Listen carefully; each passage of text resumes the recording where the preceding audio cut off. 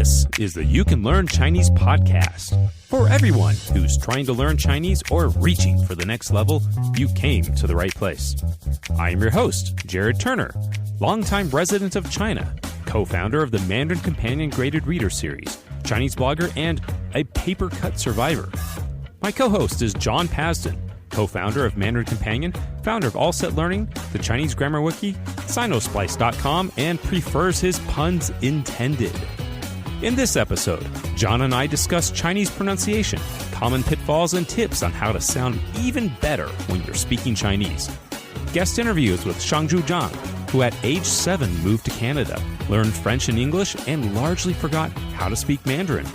She will share her journey on how she reconnected with her Chinese roots and finally learned Chinese as an adult. All this and more, let's get to it. Hey, this is Jared Turner. Hey, I'm John Pasden. We're in the studio here in Shanghai. This is probably the last one we're going to do in Shanghai face-to-face for a while, huh? Yeah, maybe. Maybe we can do something in the States, John. Maybe.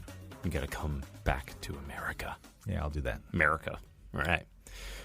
Okay, well, we appreciate all the comments everybody has left after the last podcast. And I'm going to share one of the reviews we just got on iTunes. It was a pretty glowing review from Tanner H. Tanner H. It's Han Tian En, his Chinese name. He says, I have been following Jared Turner and John Pasden through Mandarin Companion since 2016. Those books raised my reading ability along with other resources to score a perfect reading score on HSK3 while studying Chinese only part-time, working full-time in an English-speaking environment in China.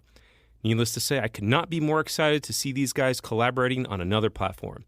This podcast strikes such a helpful balance between practical and technical, educational and experiential advice and inspiration to learn Chinese no matter where you live in the world. The most valuable aspect of their perspectives is their combined 20-plus years of experience as second-language Chinese learners. Give it a listen and be prepared to be inspired to new heights in your learning. Tanner, thanks. That is awesome. We really appreciate that. Remember, drop us a review. If you guys like this podcast, log into iTunes, give us a rating, give us some feedback. Let us know what you think of the show. Also, you can drop us an email at feedback@mandarincompanion.com. You can also just find us on our website, mandarincompanion.com. All right, so the thing that we want to talk about today is related to pronunciation. And when you're talking about Chinese and you hear the word pronunciation, you think, oh, okay, here we go, tones. But actually, no, I don't want to talk about tones because there are issues related to pronunciation which are not related to tones and are still challenging. And I think it's one of the areas that people often find confusing when they first start learning Chinese. So what exactly are you speaking about then? Okay, so when I first started learning Chinese, this was back around 2000. I went online, I was looking for sites, tips on pronunciation, and I eventually discovered that a lot of that stuff that I was reading was just bad. It was wrong. What? You found some bad instructional material online? People were wrong on the internet, yes. What? No. So I did the right thing, and I eventually... Those monsters. I eventually created my own website to correct the misinformation. So this is one of the reasons that I originally started Sinosplice. Oh. Because it was just so confusing. So to give an example of the types of things I'm talking about, like you just started learning Chinese, and you see the J in pinyin. You're like, oh, how do you pronounce that? Is it just like a J in English? And then you see a website that's like, the J in pinyin is like the J in the English word Jeep. And you're like, well, if it's the J like the English word Jeep, doesn't that mean it's the same J? Or like the QI, the Q sound is like the CH in the English word cheap. So is Q just the same as CH? And the problem is, no, they're not the same.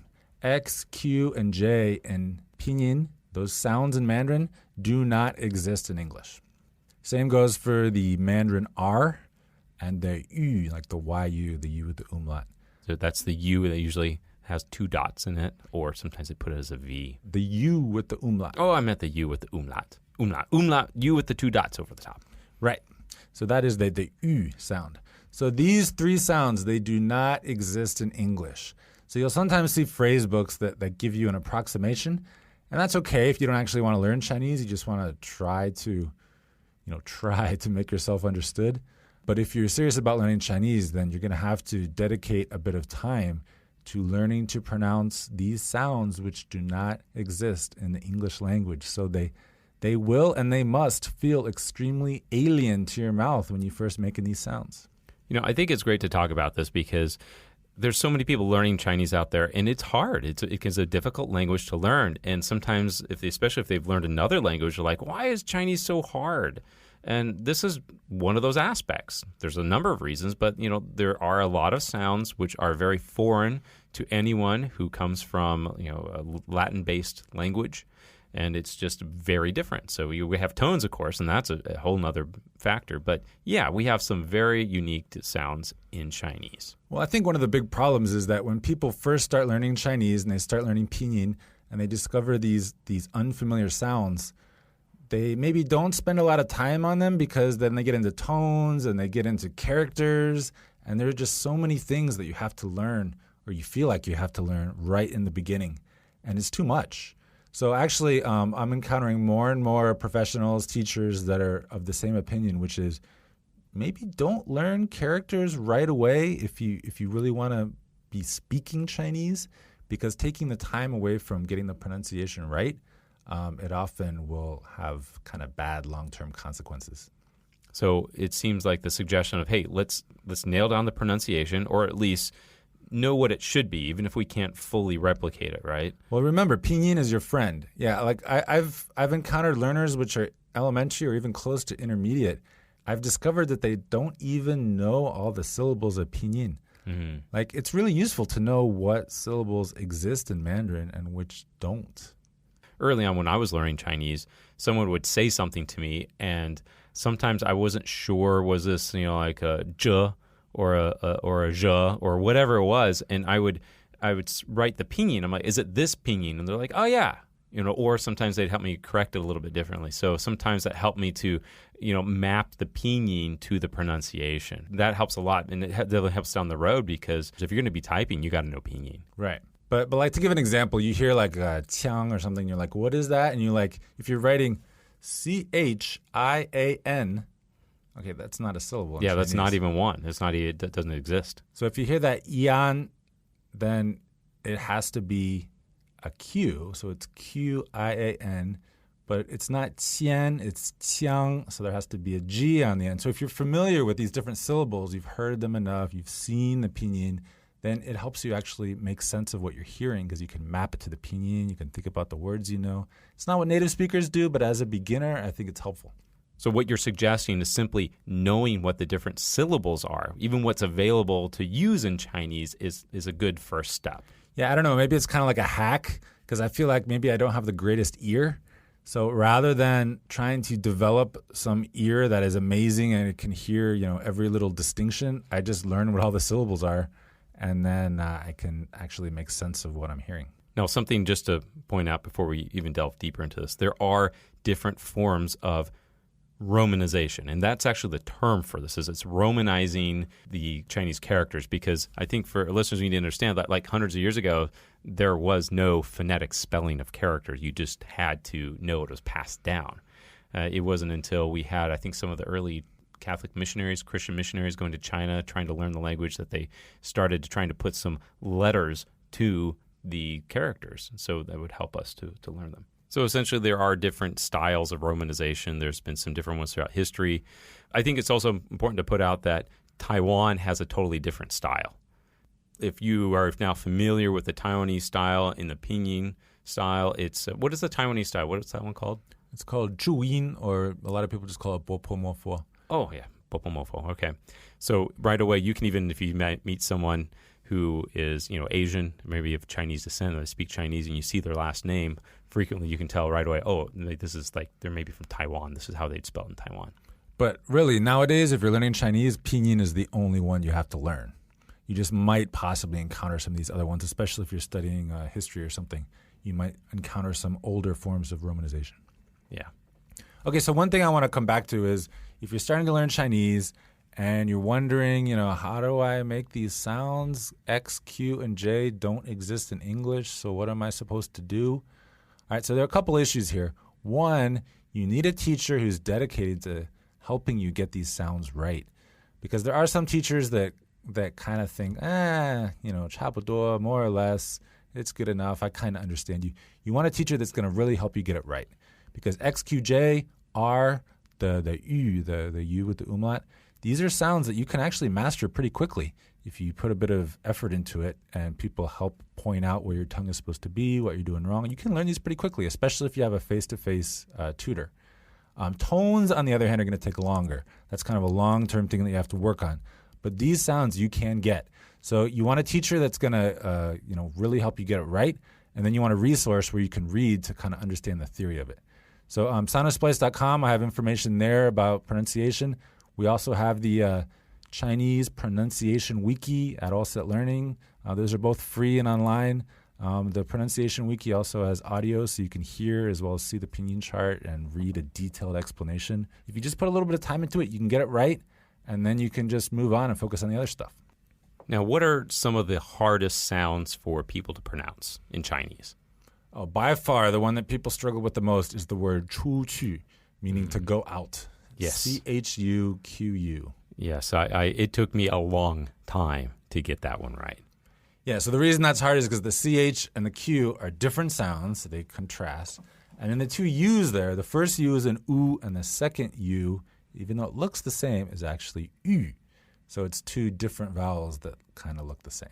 For me, I think you have the U aspect of it, but it's also the chu and the chu, the CH and the Q right next to each other.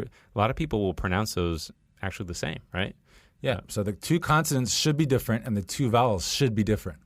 And you kind of have to switch quickly to say the word at a normal pace. So they're similar but different. That's what makes that one so hard. Well, they feel similar to us, but the Chinese people are just totally different. So you just gotta work at it. So what's the trick on that one? Learn the sounds, start slow, and then build up speed. You just got to kind of work up to that fluency. Well, something that I have done is that when I've had a Chinese speaker with me and there's a sound that I'm having trouble with, I ask them, try to pronounce that sound for me, and I'm looking at their mouth, and I even try to, hey, where's your tongue at? Where is this? And it helps me try to replicate it. But not everyone is going to have that opportunity to do that. So how would, for example, someone learning to try to say chu, what are some tricks or anything that they could do to reproduce that sound properly? Well, one thing that some people use is they go online and they find videos. There's actually a pinyin chart with video. I'll give a shout out here. This is a rave. Yoyo Chinese has a pinyin chart with video, so you can see the mouth. That's definitely useful if you don't have someone face to face helping you. Another sound that I notice that people have a hard time with is the R sound. In English, our vowel sounds and some of the consonants are very bright, and so like the R, it's a it's very strong, it's very bright. But in Chinese, it's not that. It's not an it's not You can't say it's not a true R because R's are different in every language. It's just not at all like the English R. Exactly, and that's what I mean. The thing is, whenever I have a Chinese person say it slowly, it comes a bit more of a zh kind of a sound. When they say it more quickly, it's zhen, you get a little bit of that R. It sounds a bit more like in the English R, but it's not the same. The tongue's totally different place. Right, so the English sound, zh, like in measure or treasure, that's the closest sound in English to the Chinese R. So if you can make a zh sound and you can feel your tongue going up, if you just pull it back a little bit, it becomes the Chinese R. And you might have heard the term retroflex in Chinese. People talk about curling your tongue. I never found that really helpful because I feel like my tongue isn't totally curling. If I really wanted to curl it, that wouldn't be pretty and it wouldn't work. But your tongue is going up and it is kind of going back.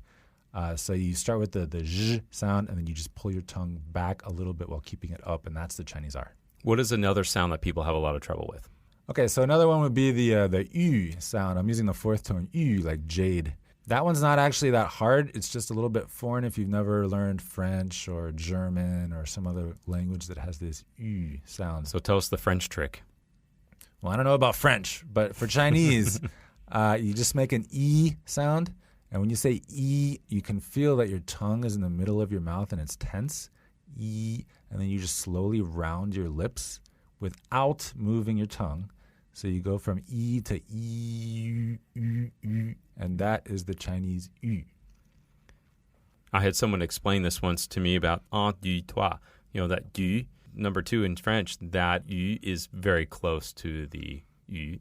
Is it the same? Is it exactly the same, or is it just close? Again, I'm not an expert on French. If you wanted to check, you could look up the IPA, the the International Phonetic Alphabet symbols to see if they're the same in Chinese and French. If the symbols are the same, then yes, they should be the same sound, basically. But I feel like there is a slight difference for French, for German, for this sound in Chinese. It's never exactly the same, right?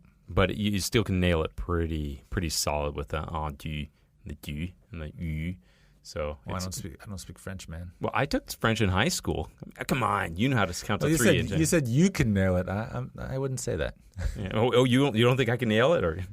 I said I couldn't nail it because I don't speak French. Oh, all right. Well, there you go.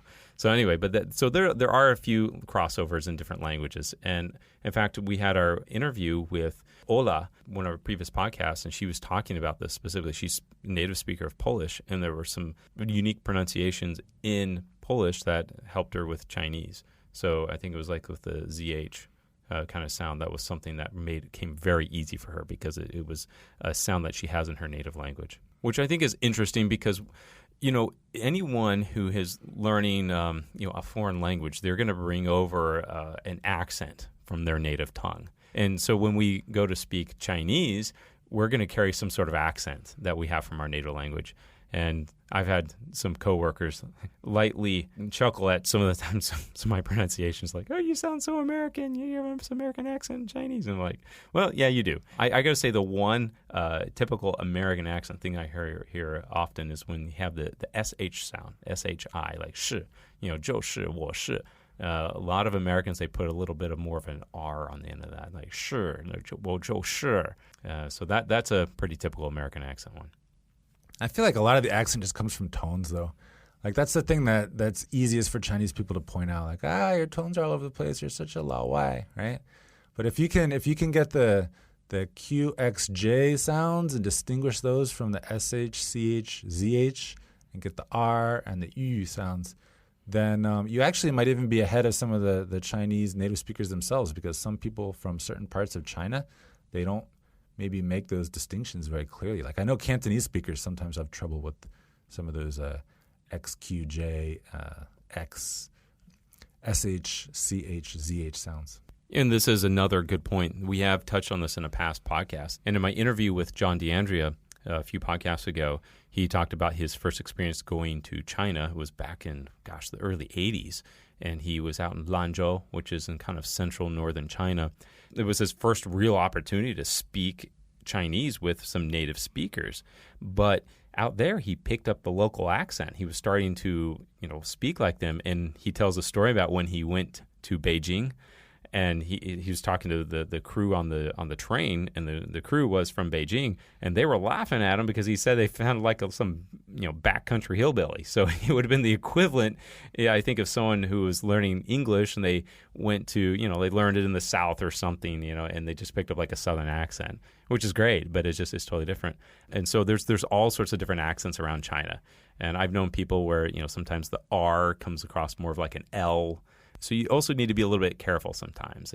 You probably aren't going to encounter this if you're not living in China. Most of the people are going to have, especially if they're teaching Chinese, they're going to have more of a standard accent, or they're going to understand how to pronounce it more standard. But if you are in China, and especially you're in some smaller towns or outlying areas, there's sometimes accents which you're going to pick up, which are going to be different than what's standard. Yeah, although I got to say, if you're in the States, for example, and you meet someone from China, if they're college educated, then they almost certainly speak very standard Mandarin.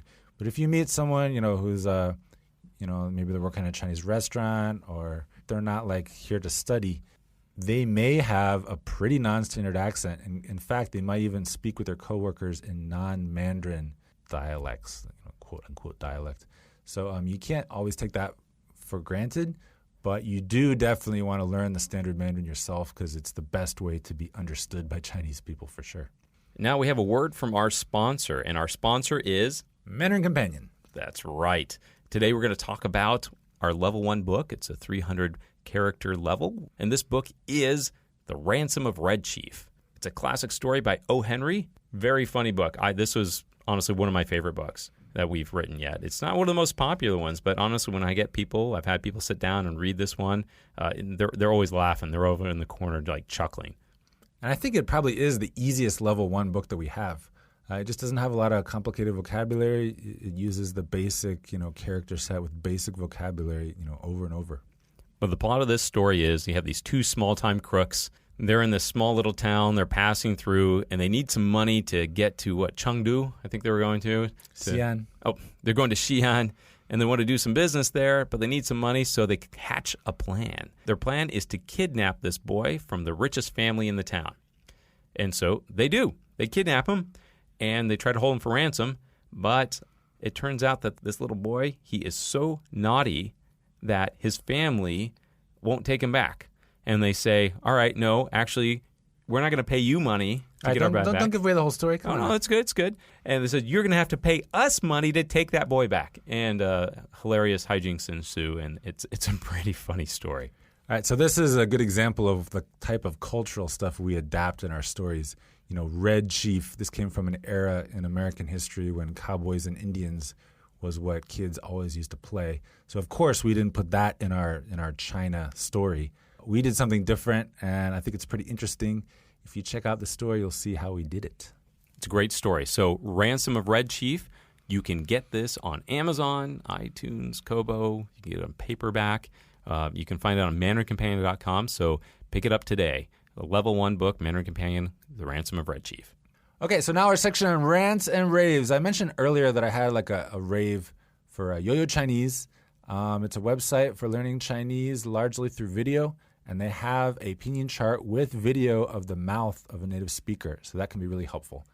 I also want to give a shout out to my friend Jason, who works at Yoyo Chinese. We're going to get him on the show at a later date, but if you're interested in videos to help you learn Chinese, you can check out Yoyo Chinese as well. Okay, John, for today I have a rant. And this rant has to do with being here in Shanghai in China. Chinese food. I think everyone kind of knows that, the Chinese food that in America, it's not like real authentic Chinese food, but it's still good. I mean, there's still a lot of great American Chinese food. Well, here in Shanghai, there was a couple places that opened up, and they started selling American Chinese food. So you got your lemon chicken and sweet and sour pork. And you mean fluorescent orange sweet and sour pork? Hey, man, that stuff is tasty. And they opened up here, and a lot of people came. It was really popular, and then it closed down. I think it was kind of always a bit of a long shot, don't you think? No, I knew the owner. Actually, I knew the owner, and the business was well. He just decided he didn't want to be here in China anymore, and he just closed it down. And so that's my rant. So you're ranting that a guy closed or a woman? I don't know. Somebody, It was a guy. You're ranting that a guy closed a restaurant he didn't want to do anymore. Exactly. It was profitable. It was running. They were doing good business, and it was selling Chinese American food in Shanghai.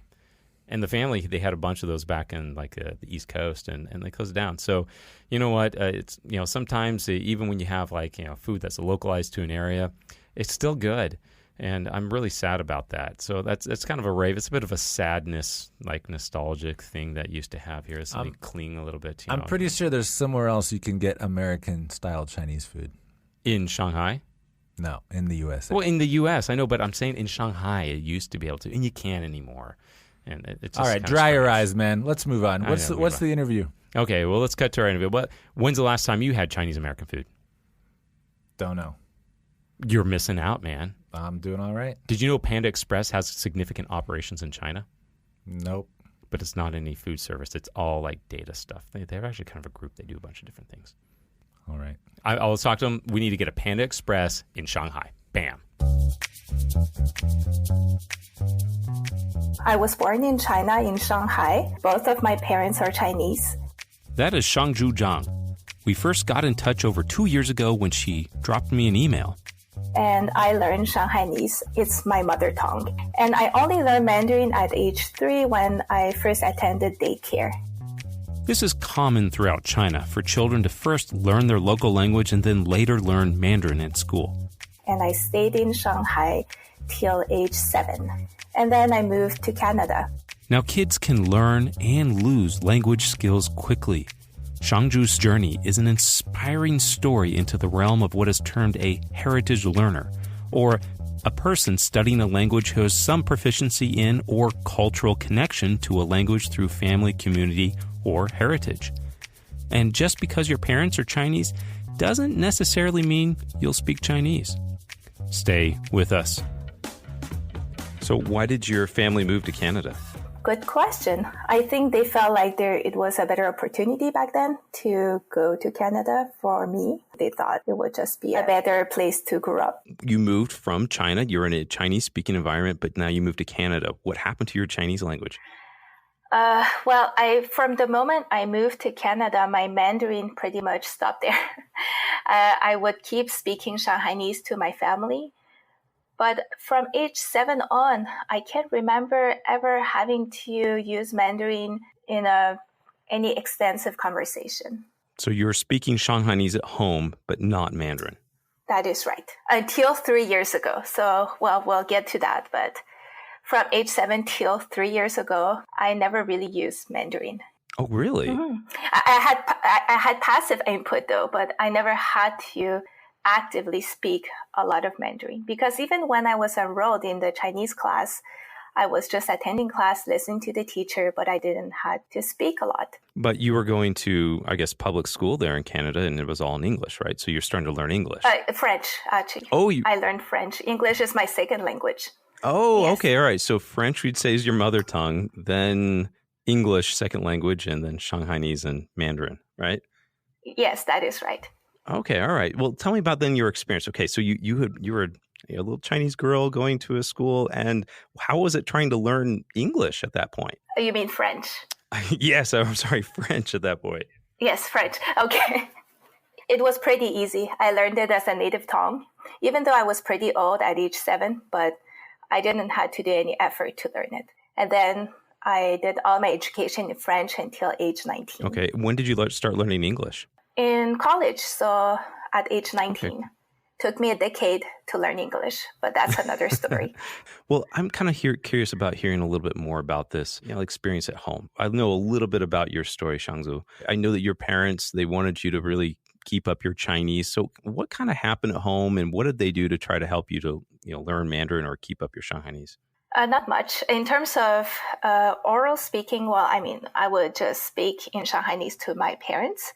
But during the entire elementary year, I think my mom tried to teach me characters here and there. So throughout the entire elementary years, I think I picked up another 150 characters just from my mom teaching them. But I didn't receive any formal teaching during my elementary years here. But what did they end up doing to help you learn Chinese? It was just a school textbook. I just went through school textbooks with my mom. Oh, so your mom went through textbooks with you? Yes. Well, and what was that like? Oh, I hated it. Because it wasn't optional, right? It was just mandatory character I had to learn, and I had to learn these ones by the end of the day. And yeah, I didn't really liked it, but I complied and I learned. Did she sit down with a textbook and say, hey, we're going through this and you have to write these? What happened? Well, she didn't sit with me. She just gave me the textbook and I had to go through them, and I had to write the characters and show them to her. This is like, hey, daughter, learn by yourself type of a thing. Yes. What kind of progress did you make doing something like that? Not much. Actually, I never saw any progress. It's hard to describe because initially I was quite motivated to learn Chinese. I wanted to be able to read and to speak fluently, and nobody thrives to be mediocre. But no matter how much effort I was putting in, I could never see any results. So gradually over the years, I just abandoned. Why do you feel like you didn't make any progress? Because I was never able to read anything outside of the textbooks. Back then, I wasn't aware of any graded readers. So no matter how much I tried, I could only read maybe 30 to 40% of any native text. I just felt like it was just useless to keep trying, because no matter how much I tried, I was still so far from being able to read anything. Now, did your parents ever send you to any classes? Yes. So in high school, I was enrolled in a Saturday Chinese class. And it was a class really focused on Chinese literacy and not about teaching Chinese language. And because of my poor level, I was placed in a lower elementary class. So I was maybe 12 to 13-year-old and was with a bunch of 8 and 9-year-old. And and I was still like the weakest student of the class. I even remember the first day of class, the first thing I was asked to do was to write my name. And it just dawned on me that I couldn't remember how to write my own name. Oh, wow. That must have been really hard. Yes. And I mean, just to make it clear, when I was 7, I knew how to write my name because in school, I had to, write my name when I was handing the homeworks or doing the exams. I had to write my name all the time. So I knew how to write my name at age 7. But somehow 6 years later, I completely forgot. What was the experience of French being your native tongue at the time and still trying to learn Mandarin? How we think as kids is a lot different as we think of as adults, but what was going through your mind at that time? Back then, when I came to Canada, I was trying to fit in. So I didn't want it to be treated as an outsider. And therefore, I tried to not look too Chinese. So I really didn't try hard to learn Chinese or to speak Chinese because that would make me look different. So I wasn't very motivated to be good in Chinese back then. So it sounds like you had put in some time to learn the language, but in the end, you didn't really make a lot of progress and you kind of digressed even. Yes, absolutely. I mean, during the first initial 2 years of this Saturday Chinese class, I believe I learned some characters. But yet I could still not read anything. So it's still hard to follow my progress. Now, I think this is something interesting for most of our listeners to know that I've met a lot of people who are heritage learners. That's the name for it. Some people who are growing up speaking Chinese, but maybe it's not their native tongue. But a lot of parents will send their kids to these weekend classes, these schools to learn characters. And so I think it's interesting to know about your experience like this, that you were older, but you put with the younger kids. That's had to have been so difficult. Yes, I hated that. Especially as a teenager, you don't want to be just studying with little kids. Yeah, it just felt very shameful. I can understand. I wouldn't want to do that if I were in your shoes. Mm-hmm. Well, I didn't want it to do, but I felt like I didn't have the choice. So I never really opposed or really said that I didn't want it to go. I just complied and attended those classes every Saturday and went through all those homeworks. How did that affect your desire to continue to learn the language? Oh, it completely killed my desire. I think somewhere along these years, I completely abandoned, learning Chinese because the last 2 years of this Saturday class, I actually requested to be upgraded to a higher level. When I was upgraded, although I was with same age people, I couldn't follow up anymore. I was learning characters that I didn't even know the meaning of, and I had those lists of synonyms and antonyms I had to learn, but I had no idea what they meant. So at that point, I was just trying to kill time and to be done with it. So I guess you picked up very little those last couple of years. That is right. Well, then let's fast forward. So you finished high school. You talked about these last couple of years in the program that you were studying in. Well, what happened between then and when you decided, hey, now I really want to learn Chinese? Yes. So the following 15 years was just very quiet time in my Chinese learning. I didn't do much. Maybe every 5 to 7 years, I would have this intense boost of motivation, and I would cram in as many characters I could for like 2 to 3 weeks and then give up. And I tried a few methods. I tried to go flashcard. And then after 50 to 100 characters, I felt it was just so overwhelming to remember all these characters out of context. And I couldn't remember anymore. So I would abandon at that point. Once I even got the book on, the idea was to learn stories about every character, and that it would be easier to remember the stories than to remember the characters. So I was going through all those stories, but I found that it's like not possible for me to remember 500 stories. So after 50 stories or so, I was just overwhelmed, and then I abandoned.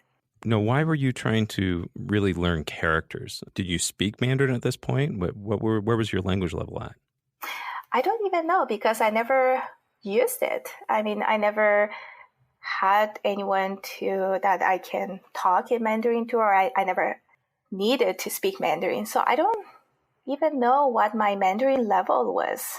I mean, oral Mandarin level was back then.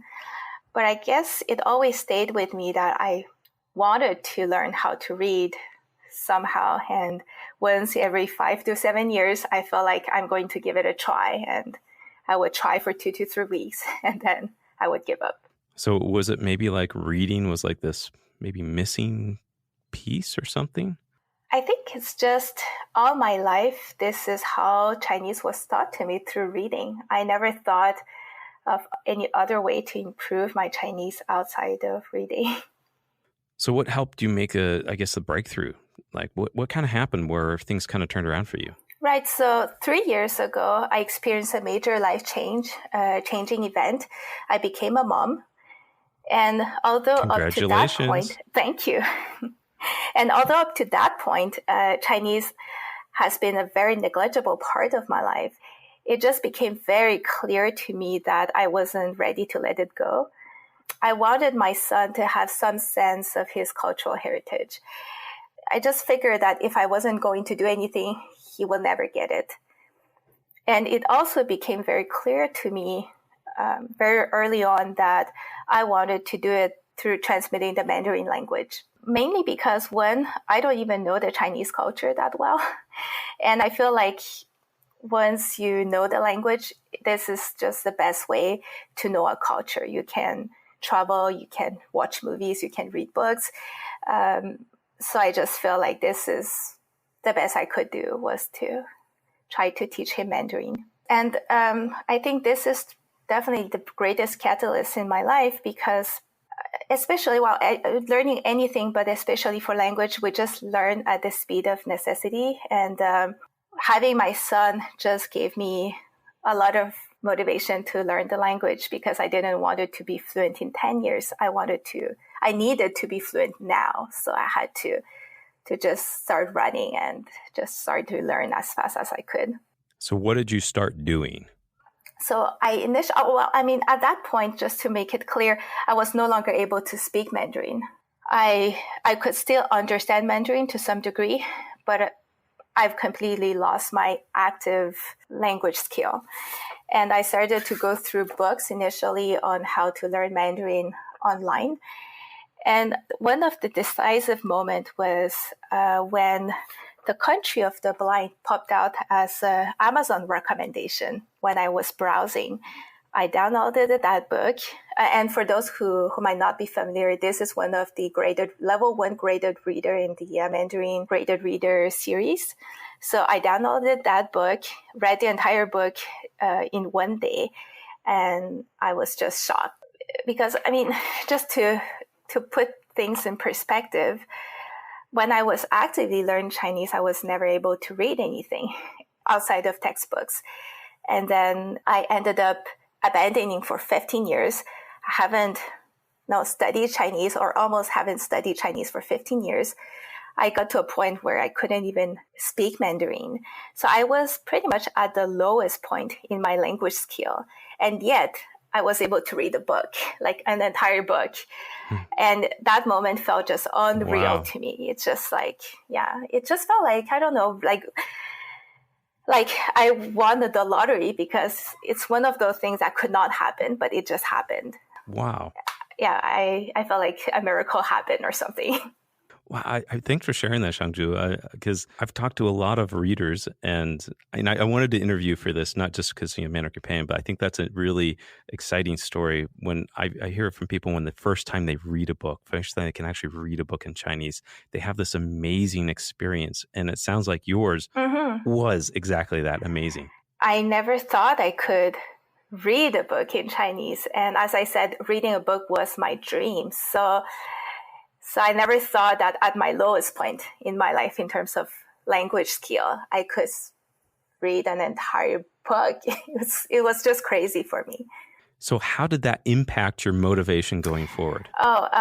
It changed everything. Following that book, I went ahead and read the entire collection of graded readers. And 3 months later, I was able to start speaking again Mandarin. Oh, so it impacted your speaking very positively. Absolutely. That was the only thing I did. I just read graded readers, and it took me 3 months. And then I was able to start speaking again. Now, who are you talking to? It's a monologue with my son. Okay. All right. So you're just kind of talking to him. Yes. In all this linguistic learning journey, I'm pretty much in a linguistic island. I don't really have anyone to chat with. So I'm pretty much learning the language alone, and I'm speaking Mandarin alone to my son. So this is also one of the challenge in my situation. So what else have you been doing to learn Chinese? And like since the graded readers were a huge breakthrough for you, but what have you gone to continue on to progress your language skills? Yes. So once I was able to speak Chinese again, I started to speak exclusively in Mandarin to my son. So we decided to go one parent, one language in our household. And speaking Mandarin every day, all day, definitely improved my fluency. In 3 months, I could see a huge improvement. The other thing is that every day for the first maybe 6 months, I had to look up words in the dictionary every day for words that I needed to communicate with my son. So I would say now maybe 70% of the words I'm using are all coming from my dictionary search. So in a way, I really had to relearn the entire language. And the other thing that really helped me was to watch TV shows. When I started, I could basically understand half of the speech, and I had to put the English subtitle.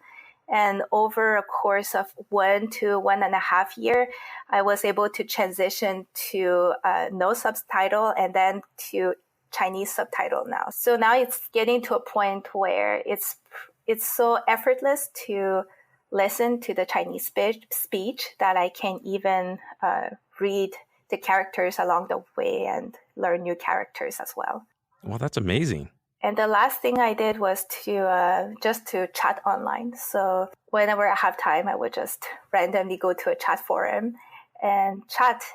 Computer really helped me with reading Chinese as well. And I learned a ton of new words just from chatting. That sounds great, because that's something helped me learn my written Chinese too, is just, chatting online. It makes a big difference, right? Absolutely. Well, okay, something I'm also interested in hearing about is you've really upped your game, if you would say. You've really improved your Chinese skills and for your reading, your writing, your spoken. How has that impacted any of your relationships with your family? Honestly, not much.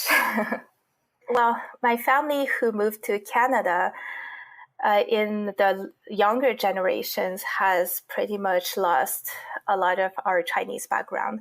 So even for my same age cousins, even though their Chinese are excellent, we only communicate in English nowadays. And even if I ask them to speak in Chinese to me, after a few sentences, they would revert back to English, just because they're so used to speak English that it's very difficult to maintain a Chinese conversation. It's the same thing with my friends. I have a few Chinese friends who are actually my best friend attended high school in China. So her Chinese level is pretty good, but we can't maintain any Chinese conversation together. She's just no longer used to speak Chinese. And after a few sentences, she would always revert back to French or English. Well, something else I'm interested in hearing about is your mother tongue is French. Yes. You've learned English, and now you've also reconnected and learned Mandarin. Why do you think that initially you succeeded in learning English, but you still had, at that time, struggled to learn Mandarin? I think it comes back to need. I succeeded in English because I desperately needed this language. I got myself into an all-English college in an all-English program when I didn't speak English. And I just had to learn English, otherwise I would fail. So it was just a swim or drown kind of situation. And sink or swim. Sink or swim, thank you. I was trying to translate the expression from French. Oh, what is it in French? Wow, it's hard to remember now. cool, something like that. The thing once you learn too many languages is that I remember the concept of an expression, but I no longer remember in which language it was initially, and I just keep translating the expression in the language I'm using. But it sounds like for you, it was the need, right? That you had the need to learn English, but there wasn't exactly, I guess, a need or a strong motivation to learn Chinese. Yes, until 3 years ago when I became a mom. That's something that we talk a lot about on the podcast, and I'm sure you've heard us talk about that, is that, having a goal, a purpose, a reason to learn the language is something that can really take you far. I think it is a must. Otherwise, you cannot be focused to learn a language because you would learn things that are not interesting to you, and you cannot possibly remember things that are not interesting to you and are not relevant in your everyday life or for whatever purpose you're using that language for. So if you could go back in time and talk to that teenage self of yours, what advice would you give to yourself about learning Chinese? I would definitely advise myself to focus on fluency instead of focusing on the number of characters, and to read graded readers, which really improve my skills like crazy, and to use the language for purpose. So back then, if I like to read manga, I would advise myself to read more mangas in Mandarin, in Chinese. I feel like textbooks are just a motivation killer because the content is not interesting for most people and it's not relevant for most people. A language just is a tool that you need to use in order to achieve a communication or achieve something that is important for you. Have you ever met any other kids who right now are in that same position you were when you were a teenager? Not teenagers, but I do have a few friends who probably failed in their language learning journey a little bit like me, who got discouraged with all this academic focused approach and then abandoned and feel like they couldn't make it. So if there's someone who is, I guess, now grown and they're in your position right now, maybe they have a son or a daughter who they're trying to help them learn Chinese, what advice would you give to them? That's a good question. I think one of the biggest drawback for these people is to feel that their language skill is so rudimentary that it's not even worth to try, because it makes people uncomfortable to use a language that they are not very proficient at with their kids. But I feel like a language is just a very dynamic thing. Your current language skill doesn't mean that you're going to stay there forever. And even though, when I started my language journey, I couldn't say much, but it was just perfect for the language skill of my son back then, who was 6 months old. And now that he's 3-year-old, my language skill also grew because I've been using this language for the past 2.5 years. And now I've surprised myself being able to say pretty complex things and express pretty complex ideas that I never thought I would be able to do 2.5 years ago. So I feel like to feel like abandoning before even starting because you feel that your language level is just not there right now shouldn't be a reason to not start. I like what you said about how you describe your experience as a language journey. Mm-hmm. Where do you feel your end destination would be? I don't have a clear view of where this entire Mandarin learning journey will bring me. In the short term, I wish I can get to a point where I can read a chapter book aloud to my son, but I don't have any clear idea of where it is going. And I think this is actually the beauty of learning a language. Every language I've learned in my life has opened a tsunami of opportunity that I could never have foreseen. I think Mandarin is going to be the same. I mean, if I didn't learn English, we would not met, and I would not even be here speaking about my Mandarin learning journey. So, so I feel like learning a new language just opens the door to so many opportunities, so many communication and opportunities to learn things and to meet interesting people. I think you're right. It's very difficult to predict the future. Mm-hmm. Well, Shang Zhu, I think this has been really enlightening conversation, and I'm so grateful for you like sharing this perspective, because your perspective is one that many Chinese learners don't hear. But there are still a lot of people like you who are learning Chinese in the similar ways that you have. Yes, and I feel that learning a language as a native speaker, losing it, and relearning it later on is so much easier than learning a second language. So I would encourage everyone who learns Chinese as a native tongue to give it a try. And it is hard, but I think it's still easier than learning it as a second language. I think you're right.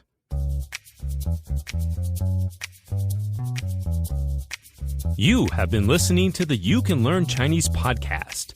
Help us spread the word by sharing this with your friends, classmates, teachers, cousins, pharmacists, massage therapists, secretary, handyman, Chinese teacher, baker, and that one guy named Austin.